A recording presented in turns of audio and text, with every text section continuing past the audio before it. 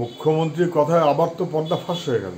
হ্যাঁ, যা আমরা বলছিলাম, যা মানুষ জানে, মুখ্যমন্ত্রী এতদিন অসত্য বলছিলেন কেন, মিথ্যাচার করছিলেন কেন? এখন ঝুলির বেড়াল আবার বেরিয়ে পড়ছে। কি বললেন? ছত্রধর মাহাতো তৃণমূল করত, তৃণমূলের সভাপতি ছিল, এবং ছত্রধরকে নিয়েই উনি জঙ্গলমহলে হাজির হয়েছেন। তাহলে ছত্রধর মাহাতো মাওবাদী না তৃণমূল?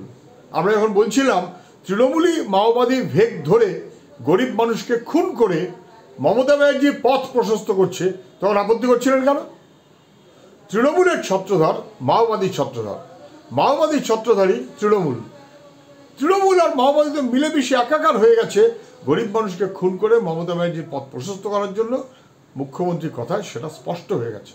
প্রত্যেকটি জঙ্গলমহল, সেখানে যেমন আদিবাসী মানুষ খুন হয়েছে, গরিব মানুষ খুন করা হয়েছে, আবার ওটাও স্বীকার করলেন।